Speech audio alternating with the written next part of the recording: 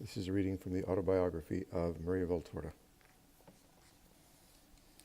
That hurry of mine was cowardice and egotism, nothing else. Cowardice, to suffer much, but for a short time. Egotism, to stop suffering soon.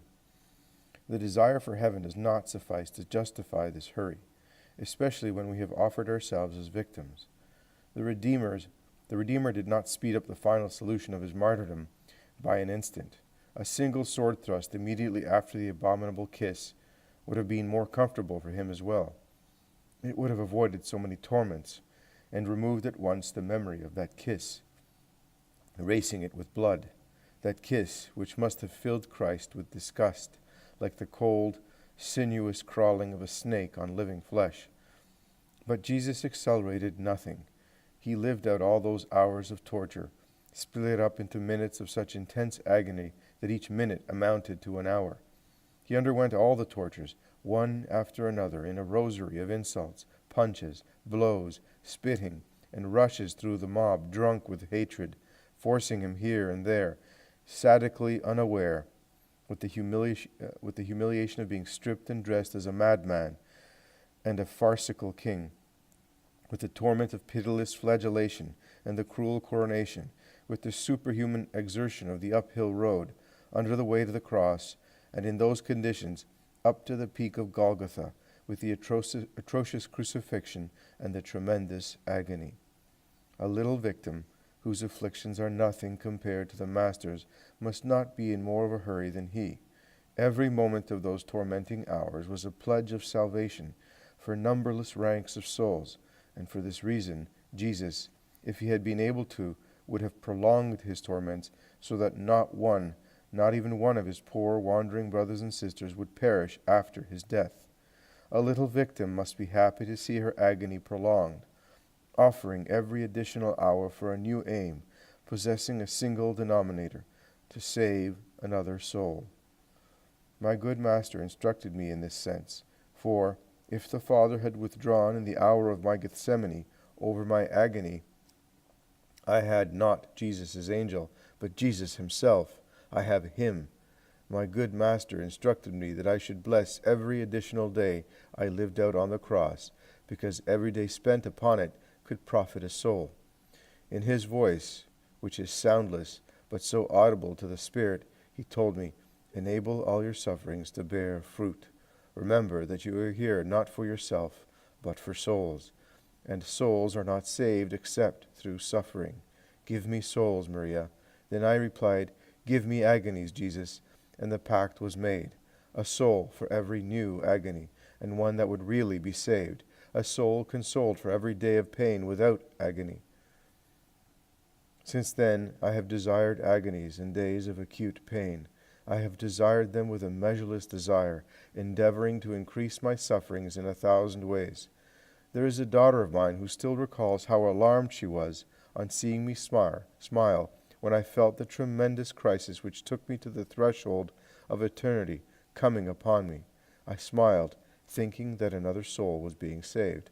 Is it my presumption? No. Trust in God. If it is true that even an insignificant act performed out of love acquires great value in the eyes of God, what value must suffering death out of love have? In his divine words, Jesus states what perfect love this is. No one has greater love than one who gives his life for his friends. John chapter 15, verse 13. I was giving my life for my friends, embracing under this name a limitless throng of souls, among whom were and are relatives, friends, acquaintances, strangers, enemies, idolaters, the dead, and at the head of this whole army of friends who, on being bought back for grace, became my children, I placed my divine friend Jesus, brother, master, spouse, and king.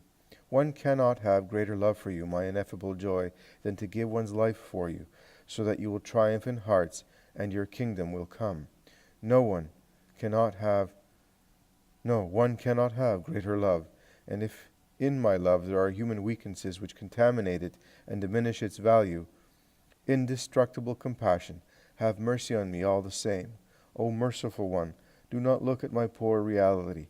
Look only at my ideal desire to be perfect in your sight, not to receive a reward, but to bring back a smile to your face, embittered by the crime of this hour. Some, on seeing my gladness in suffering, played the role of Peter alongside the Master, but I had the same reply as the Master for the zealous apostle. Get behind me, Satan. You are thinking not as God thinks, but as human beings do. Footnote, Mark chapter 8, verse 31 to 33.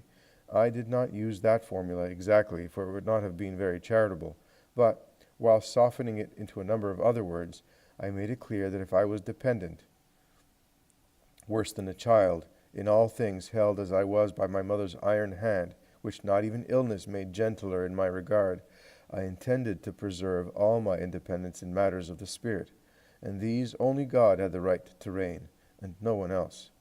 In this there was great justice at heart. The only one who had loved me throughout my life was my God. The others had been either unable or unwilling to. He alone had extended his arms and clasped me to his heart, without taking into account my acts of incivility, pouting, and coldness. He alone had consoled me, dried my tears, and healed my heart. He alone had acted as my father, mother, brother, spouse, and friend. Now, after having given me so much, he was asking me for one thing alone, the only one I could give him, for in my family slavery I possessed nothing and had nothing at my disposal except for my life, the life that came to me from him and which he had protected up to that point, and I was giving him only my petiole, tossing my only possession into the alms box he was holding out to me. There are so many souls to be bought. Once more I became convinced that after 20 centuries of Christianity, we are still far from having grasped the essence of Christianity, which is a religion of regenerosity, daring, charity. The majority, however, reduce it to a comfortable office where all the passports for paradise are to be authenticated for a small fee, or to an enormous shop whose owner, the good Lord, is always prepared to give his clients what they like best, a kind of land of plenty. And what rumblings if they do not immediately find what they ask for? So summer came, and with summer, and the erroneous treatment, congestion. It was August the 1st. At 3 p.m., I was really in extremis. Here, too, the devil properly set to work to make me despair. My father at once rushed to advise the person responsible to have the doctor come. He was then in Viareggio for a series of baths. But the one in charge, the same one who had convinced the doctor about my supposed tuberculosis, preferred not letting a pot of water get cold to having mercy on me and running to call the doctor. The outcome was that he arrived after 2 hours of crisis, when my blood was already coagulating in my veins. It was my first injection of 5 different ampoules mixed together. There was already talk of hypodermoclysis for me, but it was later possible to avoid it. I nearly went to celebrate the forgiveness of Assisi in heaven. In 24 hours, I had 5 angiospastic attacks. On the morning of August the 2nd, at 4 o'clock, my parish priest, utterly convinced that I was dying, brought me the viaticum, and he remained for many hours, also present for a consultation in which, a valuable discovery, I was found no longer to have heart, lung, or circulatory trouble, but a liver disorder. Liver? And whoever took notice of having a liver? Heaven knows, I had to have liver trouble. I'm still waiting for it after 9 years. Thermal water treatment, and so on. Once the 2 discoverers of the liver had left, I wanted another examination, but I wanted it without the presence of the family doctor. Professor Bianchi, a physiologist, came. I don't know if that's a spelling mistake or what.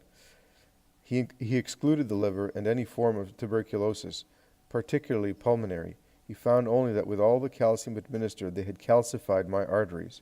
As a result, decalcifying treatment for the precocious sclerosis and trinitrine and spasmosidine all over again for my heart, lesioned to the utmost. Silence, rest, the room kept dark, and so forth. I spent the summer with the window open and the shutters closed. I can still remember the sunbeam beating upon the wall by the stairs. If I think of that sunbeam, I see those days again. For 17 days I was more dead than alive.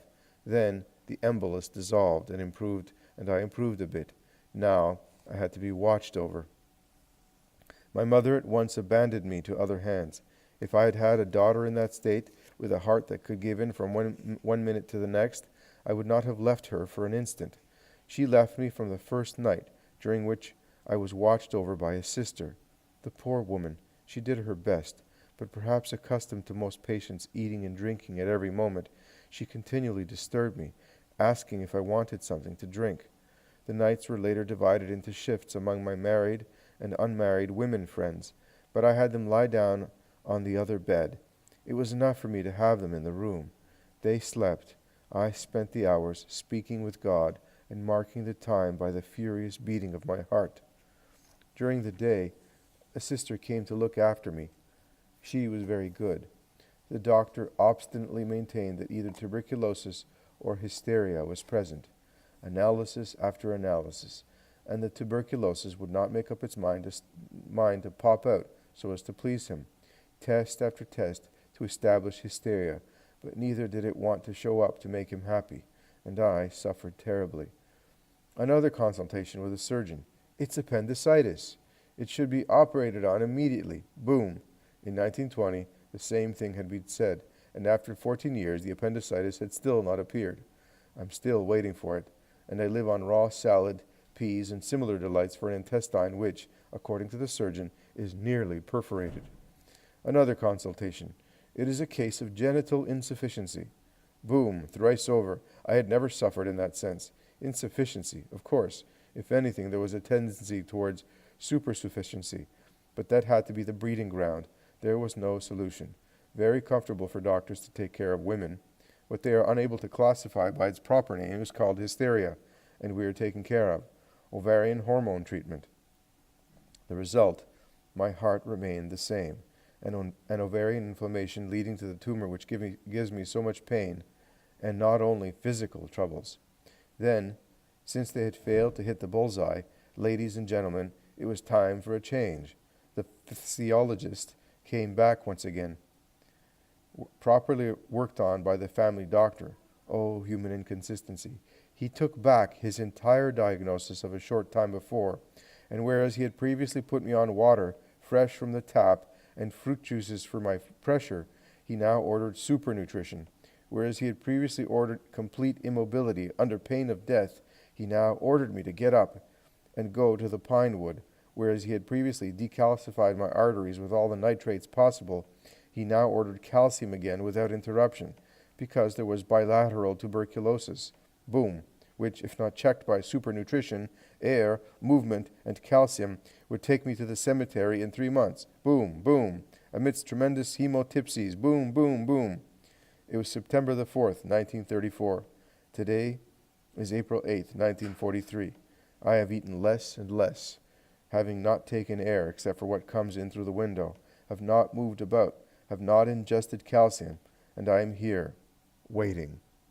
I had to engage in movement, but none of the 3 consultants committed himself to taking me in the ambulance to have the X-ray done. They knew that on moving I risked death if I did not precipitate it as well. In short, one gave me alcohol. In any case, another prohibited even watered-down white wine. One administered heavy doses of caffeine, and another prohibited coffee.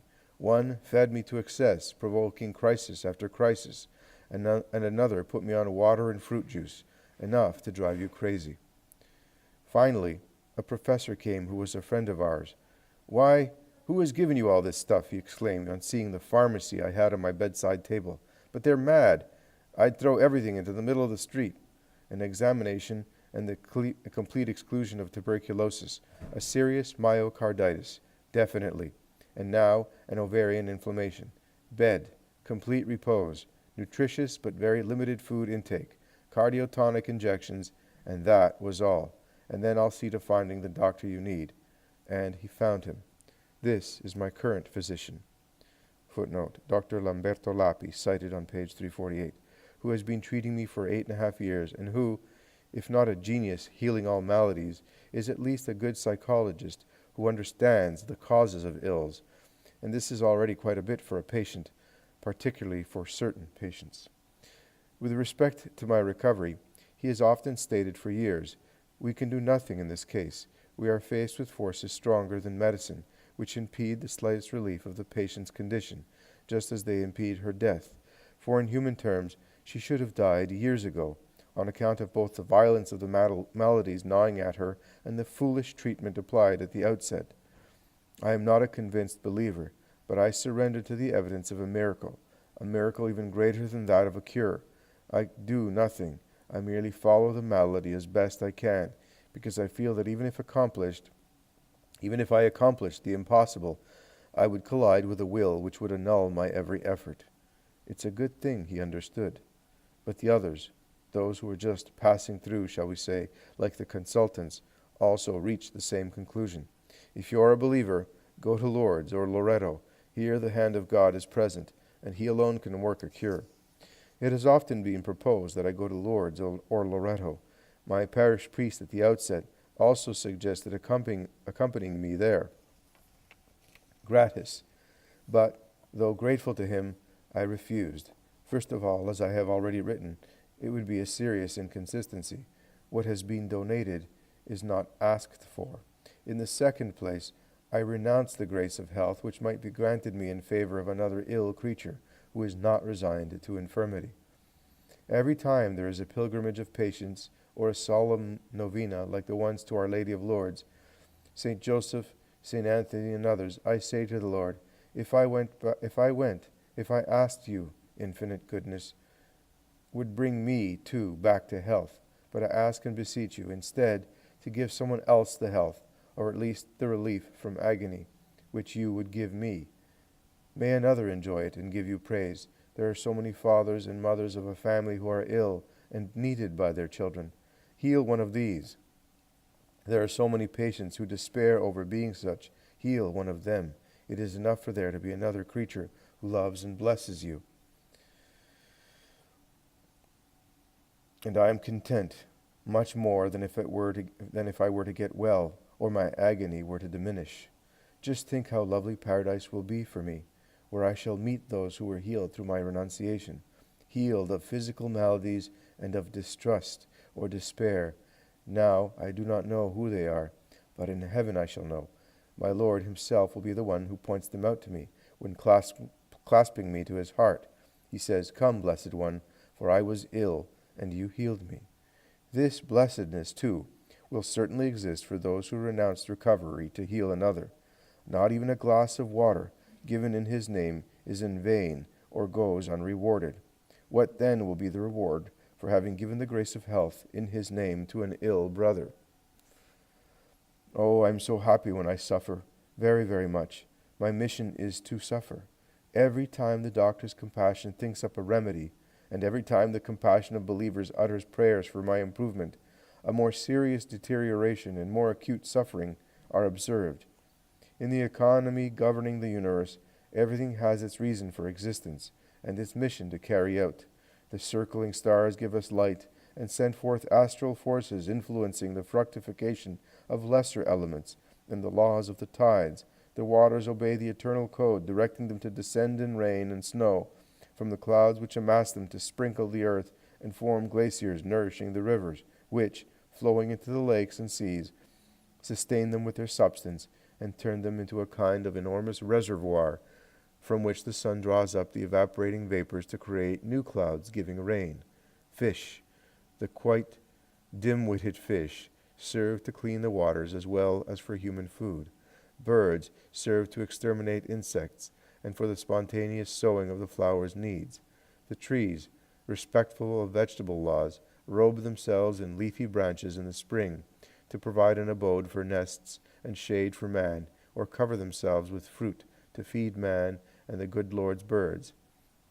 Seeds agreed to be buried in the black earth, where nothing creeps but little worms, so as to sprout in due course, as small plants supplying the bread and food of every kind. Sheep cover themselves with thicker wool during the autumn, to give tufts in the springtime to the birds building their nests, and the warmth of clothing to the sons of man. Bees and butterflies serve to spread pollen, without which the flowering of plants would be of no use. Winds have their reason for existence, for they regulate heat, sweep clean the sky, purify the seas, and act as paranymphs in the vegetable marriages between flowers. Even the brambles have their mission. They are a defense for the hanging nests filled with tender bodies against the danger of man and snakes, and serve as a hook for the tufts of wool sought out by the birds and donated by the flocks. Everything has its reason in creation, and everything has its mission, given to it by the Creator. I have mine, to suffer, to expiate, to love, to suffer for those who are unable to suffer, to expiate for those who are unable to expiate, to love for those who are unable to love. I do not think of myself. I say to the good Lord, I trust you, and that's all I say to him. I give no thought to keeping registers and an inventory as if I were a merchant, to mark therein all the good I may do to the present. I may do to present my accounts to the Eternal at the hour of judgment. Even the thought of it. I hate accounts. When I go up there and am asked, what good did you do, thinking of this hour, I shall respond, well, you must know, Lord, I know only that I have loved you, and have loved my neighbor for your sake. In the face of such an utter absence of human accounting, the good Lord will have no choice but to write a clear-cut, cancelled out on the set-off, and let me pass on. Therese, too, says so. There will be no judgment for the little ones. I am even less than little. I am a moron, able to do one thing alone, love. I ask for neither death nor life. To die now or 10 years from now leaves me indifferent. Not even the thought that death will open up life to me is capable of making me ask God to hasten to immolate me completely. I want one thing alone, to do his will, and aside from this, no peace. If I become poor, the good Lord who feeds the little birds of the sky will also feed me. If I am abandoned, he, the good Samaritan, will provide assistance for me. If I no longer have a home, clothing, or anything, he who knows what it means not to have a stone on which to lay one's head will find a house of Bethany for me, where a merciful woman will give me everything necessary for our humanity. If I became blind, deaf, mute... Attention staff, if you have already picked up your attendance, could you please come back to double check that you don't have an on-call? We do have a few for today. Thank you very much. If I became blind, deaf, mute, covered with sores, he who sent the dog to heal the wound of Rocco, the crow to satisfy the hunger of Benedict, will provide me with the animal, better than man, that will not recoil from my sores, and will bring me a piece of bread. If I lacked even this, it would suffice for the capacity to go on loving him, to remain in me, to love my God until my final breath, and ask for nothing else. It is necessary to be treated by one's neighbor as I was to understand that on earth all is vanity and falsehood, that only God does not lie and disappointment, and that only God does not lie and disappoint. When we are convinced of this, we necessarily come to that is, loving the only one who has never harmed us, God. When we love God, the warmth flows from the center outwards, and in this way we love our neighbor, not for what he is worth, but for what he is, the work of God, redeemed by Christ, dwelling place of the Holy Spirit. We necessarily love him, for in having God in us, whoever has charity has God. We have his mercy, which covers the base actions of others and clothes bodies, even if repellent, with moral tabes in a supernatural robe. Therefore, if Jesus, for a long time still, wishes to delay the marriage of my soul to him in lovely paradise, what shall I say? I shall say only, here is your slave, O my Lord. Do with her as you please.